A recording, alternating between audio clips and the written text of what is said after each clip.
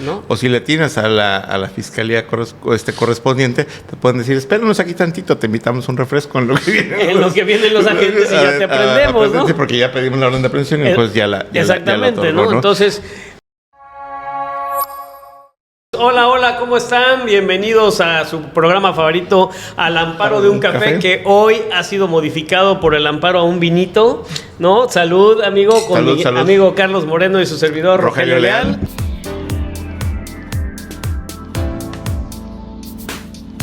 Y bueno, pues estamos aquí ya en un episodio nuevo para hablarles de un nuevo tema también. Un tema muy interesante sobre la detención, las órdenes de aprehensión en materia penal. ¿Qué pasa cuando soy detenido, ¿no? Con motivo de que cometí un delito o con motivo de que se presume que cometí un delito, y entonces puedo ser detenido o puedo ser aprehendido, ¿no? O finalmente tal vez todavía no me aprenden, todavía no me detienen, pero tengo la sospecha de que esto puede suceder, ¿no? Entonces, de eso vamos a hablar el día de hoy. Claro. Y pues seguimos aquí otra vez retransmitiendo desde la Botega en Paseo de Montejo. Y bueno, Yucatán. Ya miren, cambió el patrocinio, ya subimos de cafecito a vinito, ¿no?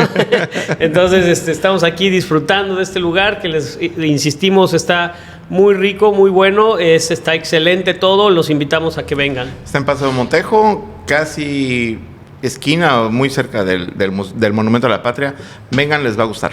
Exacto, aquí los invitamos, la verdad que la comida, las bebidas, todo está muy bueno y la atención súper, ¿no? Bueno, pues, sin más, amigo, empezamos, ¿no? Con presentarnos en materia. Claro, ¿cómo puede el juicio de amparo ayudarte bajo esta sospecha de que pueda ser detenido por la probable comisión de un delito? Mucha gente no está involucrada en estos temas, pero el clásico que tal vez lo andan buscando, ya le dijeron, han venido policías a preguntar por ti. Entonces existe la sospecha de que pudiera en cualquier momento ser detenido. ¿Qué puedo hacer? ¿Cómo me puede ayudar el juicio de amparo?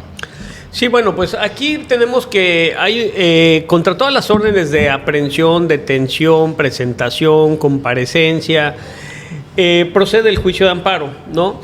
El juicio de amparo procede contra este tipo de actos y hay una herramienta muy importante del juicio de amparo que se llama precisamente la suspensión, de la que en muchas ocasiones el abogado busca, el cliente busca, más que la concesión del amparo en la sentencia, que se conceda la suspensión.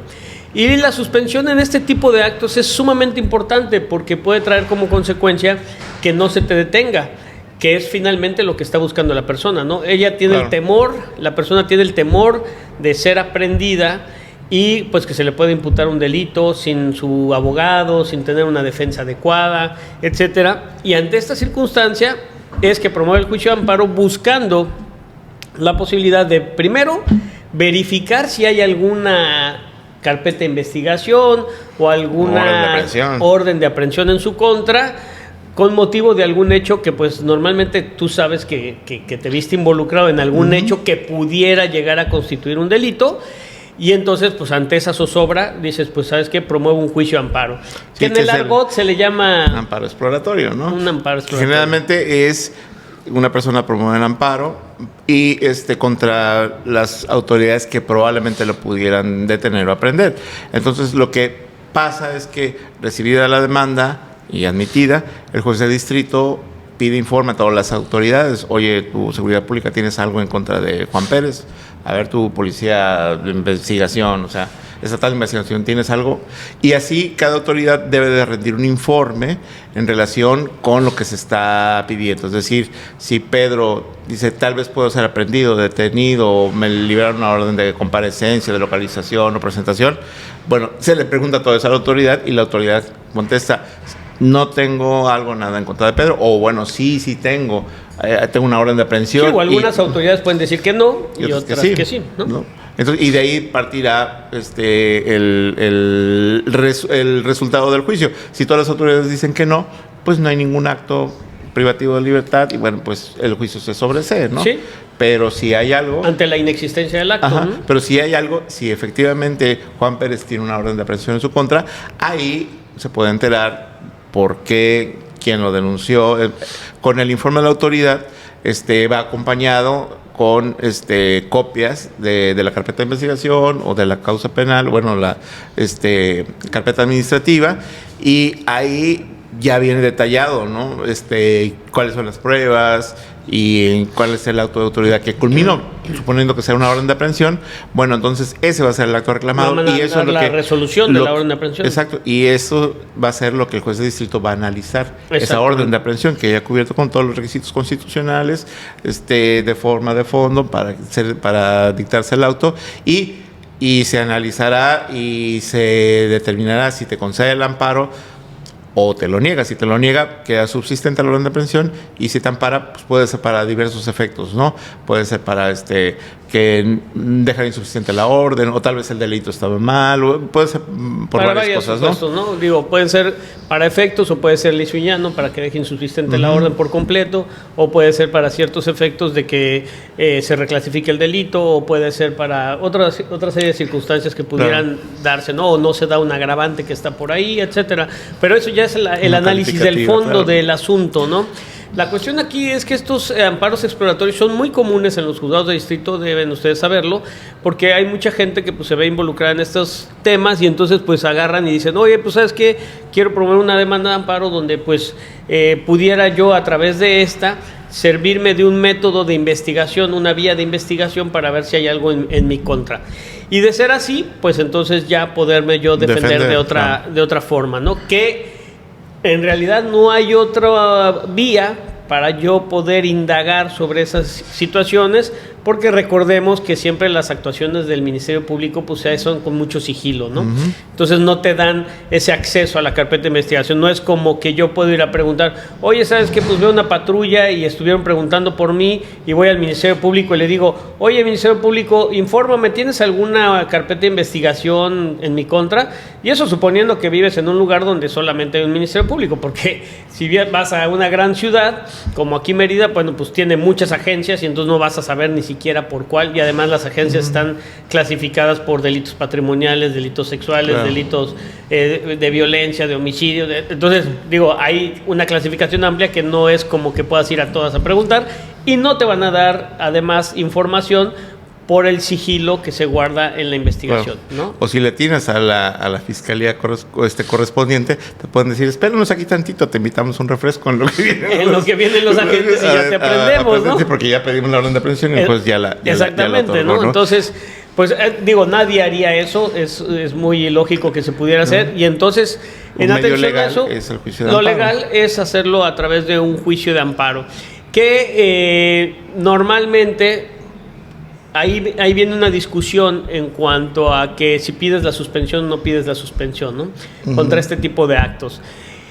Normalmente la gente pide la suspensión, y entonces ahí entramos a otro tema, que es la suspensión en tratándose de este tipo de actos. Sí, porque recordemos, perdón que te interrumpa, recordemos que generalmente, como bien lo dijiste, se promueve este tipo de amparos buscando es el acto de autoridad, pero principalmente como una medida de protección, que es la suspensión, porque de inmediato que se presenta la demanda, el juez debe de proveer en relación con la suspensión, y es cuando el quejoso, el directo quejoso, puede obtener esta protección momentánea para poder comparecer ante el juzgado, porque el juicio de amparo pues no es para que te conceda la suspensión y ya nadie te pueda detener. Ni te vadas de la acción de la justicia, claro, o no enfrentes el proceso. A delincuentes, ¿no? Exactamente. Es simplemente para proteger tus derechos, para cuidar que tengas una defensa que puedas adecuada, acudir al proceso de la mejor manera posible, y acompañado de tu abogado y de todo. Puedes ofrecer pruebas y defenderte, ¿no? Correcto. Entonces, y además, pero tenemos esto de que cuando tú solicitas la suspensión, no la solicitas. Normalmente solicitan la suspensión, y entonces vamos a abrir ese capítulo, pero quiero detenerme un poquito antes. ¿Qué pasa si no solicito la suspensión? Algunos jueces tenemos el criterio de que en este tipo de actos que son contra la libertad de las personas, y este es un acto privativo de la libertad, o sea, existe una posibilidad, una presunción de que te puedan privar de la libertad si es verdad que existe el acto. Algunos somos de la idea de que se debe de conceder la suspensión incluso de oficio, no de plano, ojo, no de plano, sino de oficio. Esto es, se abre la suspensión con un cuaderno con el cuaderno normal, ordinario de la suspensión, porque estamos en el supuesto de un acto que, de llegarse a materializar, haría imposible el resarcimiento del derecho fundamental violado de la persona. Es decir, lo explico, si yo no te concedo la suspensión, pues te van a detener y el tiempo que estés detenido ya no es resarcible, o sea, ya no te lo puedo reponer, ya no te puedo conceder un amparo para retrotraer las cosas. El tiempo. Ya el tiempo que sufriste detenido ya valió, ¿no? Claro. Ya lo sufriste. De tal manera que por eso en algunos supuestos, algunos jueces lo hacemos, no todos, consideramos que este tipo de actos sí procede la suspensión de oficio. Y entonces, aunque no la solicites, nosotros de oficio, precisamente, abrimos este cuaderno incidental y tramitamos la suspensión ordinaria. Es de oficio, pero de tramitación ordinaria, que se le llama. Y también debo hacer la precisión, también me gustaría hacer la precisión de que, ojo, la citación a la audiencia inicial, ya ante el juez de control, ahí no es procedente el juicio de amparo.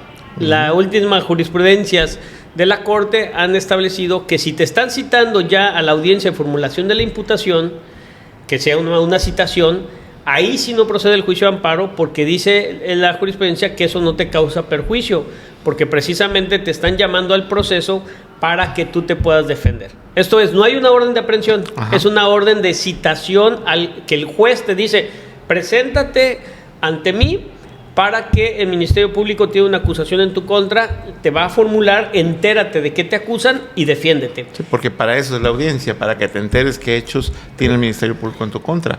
Ya para este punto, obviamente, ya hay una carpeta administrativa integrada, y ya el Ministerio Público ya formuló la acusación y el juez consideró viable mandarte a citar para que te defiendas, para respetar tu derecho de audiencia, para que ofrezcas pruebas. Porque no en todos los casos se necesita una orden de aprehensión, claro, salvo cuando hay la sospecha de que te puedes fugar, ¿no? De que te puedes sustraer de la acción de la justicia, entonces el juez dicta una orden de aprehensión.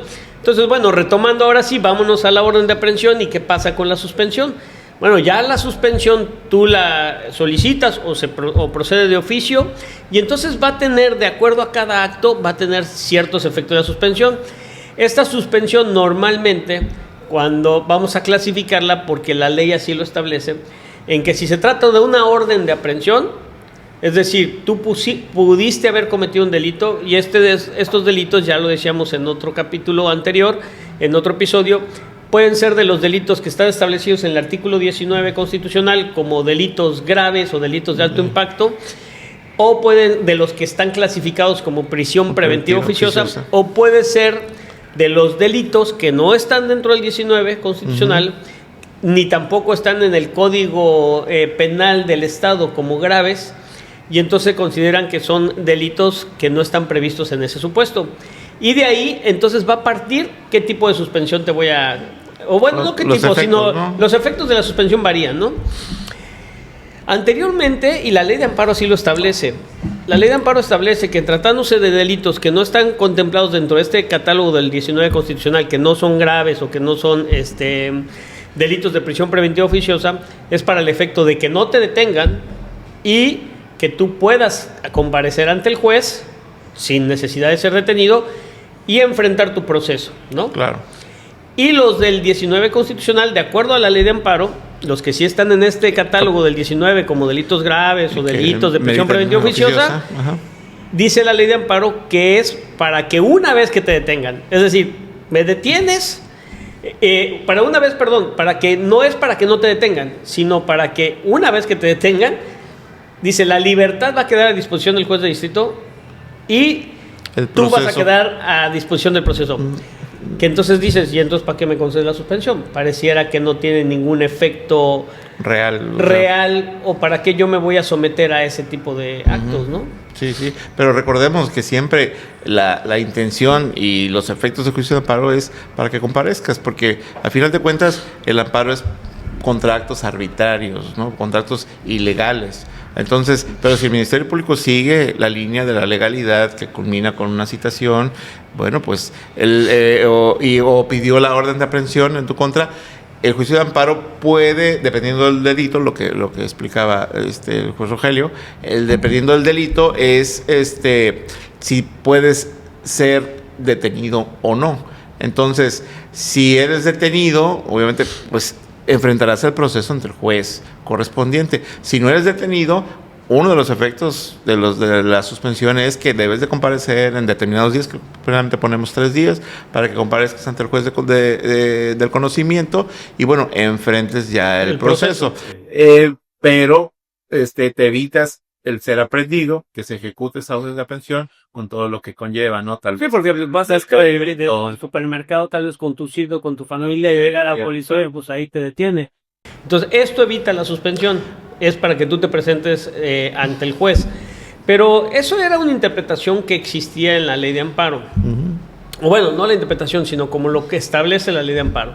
No obstante ello, la interpretación ha variado con motivo de las condenas que hubo para México, que recordarán ustedes que ya hablamos del caso García Rodríguez y del otro caso de Zompazle Tecpile, en donde fue condenado el Estado mexicano en el sentido de que no debe de haber la prisión preventiva oficiosa. Y entonces ante esa circunstancia tenemos que esos delitos del artículo 19, pues no deberíamos como que hacer una distinción propiamente. Y bueno, sí se hace la distinción, pero se debe de matizar cómo se debe conceder la suspensión. Y a raíz de esto, los plenos regionales, que ya también en otro capítulo lo platicábamos, han variado las interpretaciones y han dicho que en tratándose de los delitos del 19 constitucional, es para el efecto de los que no están, catalogados dentro del 19 constitucional, la suspensión debe ser para el efecto de que no te detengan, dentro de las medidas que se ponen para que subsista la suspensión es de que te presentes ante el juez, pero una vez presentado ante el juez no podrá dictarte una prisión preventiva justificada. Es decir, para que tenga una vigencia importante la suspensión, ¿no? Y en tratándose de los delitos, y ese es el otro criterio del Pleno Regional Centro-Norte, que no obliga aquí a Mérida, pero es para el Centro-Norte. Y aquí él dice, ese va a ser para el efecto de que una vez, para el efecto de que tampoco seas detenido, fíjense cómo varía a lo que dice la ley de amparo, es para que tampoco seas detenido, y como medida de aseguramiento, como medida para que continúe vigente la suspensión, es que no obstante que te presentes ante el juez, no te va a poder dictar tampoco una prisión preventiva justificada, sino que, porque tu libertad está a disposición del juez de distrito, sino que te podrá imponer cualquier otra medida menos esa, o bueno, o te la puede imponer, pero dice no se va a aplicar, o sea, la jurisprudencia dice sí, te puede imponer la medida, pero no se va a aplicar porque la libertad está a disposición del juez de distrito. Y con eso dicen, estamos dando una verdadera eficacia a la suspensión, ¿no? Entonces está eso muy interesante. Así se están concediendo algunas suspensiones por algunos compañeros jueces, algunos lo estamos emitiendo en ese sentido la suspensión, y es muy interesante que se esté aceptando así. Recordemos que ahorita, a estas fechas que estamos grabando, pues ya la Corte no ha decidido qué pasa con estos delitos de prisión preventiva oficiosa, si se va a acatar las condenas establecidas ya por la Corte Interamericana, o si no se van a acatar. En la Corte ya estaba por resolverse y ahorita hay una petición formal del Gobierno de la República, de la Presidencia de la República, de que la Corte actual no lo resuelva y que lo resuelva la Corte que está por integrarse, ¿no? Entonces, el contexto es junio 2025. Exactamente. Ahorita. Entonces, todavía no sabemos qué va a decidir, qué va a tomar, qué va a decidir la Corte actual. O si sí va a hacer caso de esa solicitud, y entonces ya la nueva Corte será la que decida. Mientras no pase esto, pues todavía sigue latente esa circunstancia de cómo se debe conceder la suspensión. Nosotros, por cuanto hace el Pleno Centro Regional Sur, en tratándose de los delitos que no son de prisión preventiva oficiosa, es decir, los que no están en este catálogo del 19, tenemos que cumplir con la disposición de que es para el efecto de que no te detengan, y si te presentas ante el juez, no te puedan poner una prisión preventiva justificada, ¿no? Exacto. Ahí es como está, y digo, está sumamente interesante. Pero tenemos otros casos, como es la presentación, la comparecencia En esos, ¿cómo se concede la suspensión? Prácticamente la suspensión se concede para el efecto que no seas detenido, ¿no? No seas presentado, no seas citado. Ajá. Porque mucha gente, ¿te acuerdas que esa jurisprudencia hablaba? Decía, bueno, pero es una presentación, o sea, vas al Ministerio Público, te presentan y pues ya te toman la declaración y te vas, pero la Corte, ¿qué dijo al respecto? Molestia, ¿no? Pero la Corte dijo no. Sí, es una privación de libertad, aunque sea momentánea, pero... Porque durante ese tiempo que vas a estar a disposición del juez, pues no decides sobre tu libertad, claro. Estás a disposición. Y entonces, ante la posibilidad de que sea afectada tu libertad, aunque sea momentáneamente, el efecto de la suspensión es para que no se ejecuten ese tipo de actos, ¿no? Claro. Y luego tenemos los otros actos, que esos actos además pueden derivar de autoridades jurisdiccionales judiciales, como los jueces, y también administrativas, ¿no? Sí, exacto. Por ejemplo, la orden de detención, que un Ministerio Público puede dictarte una orden de detención o simplemente materialmente detenerte. O algunos casos, ¿no? Sí, entonces ahí hay dualidad. Puede interpretarse que el juez te puede mandar a detener, o puede interpretarse también que un Ministerio Público o un fiscal te pueda dictar la orden de detención. En este caso, de citación. O de citación. Entonces, en este caso, pues también el efecto de la suspensión es para que no te detengan, ¿no? Porque recordemos que tenemos la citación de la presentación del Ministerio Público, que por ejemplo hasta te pueden citar como testigo. ¿Y te acuerdas los apercibimientos de esas citaciones o presentaciones que te mando a llamar para que te presentes a declarar en relación a estos hechos de los que fuiste testigo? Y normalmente si el citatorio dice no tienes que venir acompañado de abogado, bueno, vas como testigo. Pero si te dicen si debe venir acompañado de abogado, dices ya valió, esto ya para otra cosa. No, sí. Pero si no, aún así si no va, el apercibimiento es si no vienes, entonces te puedo girar una orden de detención o de citación o de presentación, y ahí sí va la policía, te detienen momentáneamente y te presentan ante el Ministerio Público forzosamente, porque recordemos que es una obligación de todas las personas que somos testigos de la comisión de un delito el ir a declarar ante el Ministerio Público, no es una cuestión facultativa, ¿no? Claro, y el Ministerio Público como un órgano técnico y aparte de acuerdo al esquema constitucional tiene a su cargo la dirección de todo el poder del Estado para investigar los hechos, y si para investigar los hechos e integrar debidamente la carpeta de investigación necesita tu testimonio, puede mandar por ti. Exactamente, sí. Y también tenemos otro tipo de actos, como el acto, ¿qué pasa? A ver, ya dictaron una orden de aprehensión o yo ya no vengo contra ese acto porque pues ya se llevó a cabo, pero me dictaron un acto de vinculación a proceso. ¿Ahí qué pasa? Sí, también está interesante. Ahí pues prácticamente tienes el derecho de ampliar la demanda de amparo, ¿no? En relación con eso. Bueno, pero ahí ya no, porque acuérdate que si no ya sobresees por el cambio de situación jurídica. Sí, bueno, sobrevendría más bien, o sea, no, si yo ya no vengo reclamando la orden de aprehensión o detención, sino más bien vengo reclamando la vinculación a proceso, ¿no? Okay. Y sobre esto dice la ley de amparo que, bueno, ante esta circunstancia, pues el efecto es para que únicamente tu libertad quede a disposición del juez, ¿no? Pero recordemos que estos efectos se han ampliado ahora porque dicen, bueno, si te dictaron bienes contra el auto de vinculación a proceso, el efecto será únicamente para que tu libertad quede a disposición del juez y el procedimiento siga hasta antes de la apertura a juicio. Es decir, en la etapa intermedia se pare y no continúa la apertura de juicio, porque se entiende que las fases del proceso penal van cambiando. De cambiar al juicio ya cambiaría la situación jurídica y sobreserías también el juicio de amparo, ¿no? Claro. Entonces sí es importante tener esto en cuenta, que la suspensión únicamente va a ser para que el juez no pueda continuar. Que no se entienda esto como una paralización del proceso, ¿no? Exactamente. Porque también una suspensión no puede tener ese efecto porque contravería una situación de orden público, ¿no? Ningún proceso puede ser paralizado, ¿no? Correcto, sí. Pero únicamente se impide que cambie de fase, ¿no? Para evitar precisamente que el juicio de amparo se muera a través del sobreseimiento. Sí, y esto es muy importante, y fíjense que sobre esto hay mucha confusión en los medios de comunicación, porque siempre que se concede una suspensión en estos términos, creo que es para efectos de que la audiencia lo entienda, pero siempre de manera equivocada se dice, se le concedió el amparo. para que no sea detenido. Sí. No le concedes No se el concede amparo para que sea detenido. Se concede se concede la suspensión para que no seas detenido. El amparo era lo que tú decías al principio. Si se te concede el amparo es porque ya vi la legalidad o constitucionalidad del acto. Y ahí sí, si te concedo el amparo es para que quede insubsistente el acto o para que de alguna manera se modifique, ¿no? Sí, pero sí, generalmente las personas tienen esa errónea concepción de que al otorgarte la suspensión para que no te detengan, ya me concedió el amparo, ¿no? Y no, como dices, es únicamente la suspensión es una parte inicial del proceso. La suspensión va a regir durante todo el juicio de amparo. Esa condición de que no pueda ser detenido, bueno, va a subsistir en lo que el juez analiza ya el acto de autoridad, pero ya de fondo.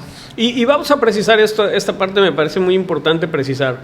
Yo te concedo la suspensión para que no seas detenido, pero siempre se va a poner como una medida de seguridad, así se le llaman, en el sentido de que, bueno, no es para que nada más no seas detenido, sino las medidas que voy a poner son, oye, te concedo la suspensión para que no seas detenido, pero como medidas de seguridad vas a tener que presentarte ante el juez o vas a tener que exhibir una garantía, porque claro, recordemos que también debes exhibir una garantía. O vas a hacer algo al respecto, ¿no? Porque eso es también muy importante. Sí, la idea es que puedes comparecer ante el juez y defenderte, es decir, no es para que te vayas de la acción de la justicia, porque efectivamente para eso son las garantías, para evitar que esto suceda. Y como dices, de acuerdo a los efectos de la suspensión, la libertad está a disposición del juez de distrito. Entonces él puede dictar las medidas y de hecho en la suspensión se dictan todas estas medidas, que ¿no? en muchas ocasiones se dice al juez de distrito, oye, ¿sabes qué? Bueno, mira, como el catálogo de medidas cautelares que están establecidos en el Código Nacional de Procedimientos Penales es más amplio que el de la Ley de Amparo, pues lo dejo al juez de control que dicte esas medidas. Tomando en consideración que esto, ojo, es muy importante también como que aclararlo, que muchas veces se pareciera que se malentiende que el Código Nacional de Procedimientos Penales fuera supletorio de la Ley de Amparo. Sí, y no, sí, no, bajo ningún aspecto es supletorio, porque el único supletorio de la Ley de Amparo es el Código Federal de Procedimientos Civiles. Ahora que va a ser el Código Nacional de Procedimientos Civiles, que todavía no entra en vigor, pero ya está publicado, ¿no? Entonces, pero el Código Nacional no lo es. Entonces, nada más no puedes dejar de observar que existe y que en virtud de eso, pues debes echar mano del mismo, ¿no? Claro, al final de cuentas ahí están las reglas procesales que rigen al acto reclamado. Pero en sí, el juicio de amparo es otra cosa. O sea, las reglas procesales son otras. Y en todos estos actos es muy importante dejarles establecido que se debe de fijar una garantía.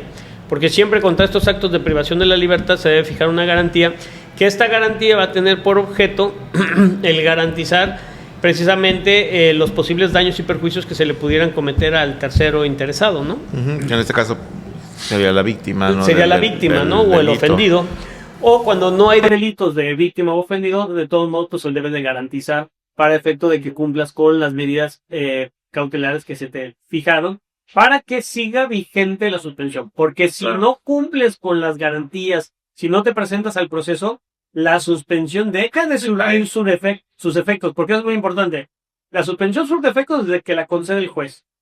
Pero para que subsista, te ponen estas medidas. Por lo que decimos, no se trata de que sea el juicio de amparo un instrumento para que no te sujetes al proceso, sino para que te sujetes al proceso, pero garantizando la derechos.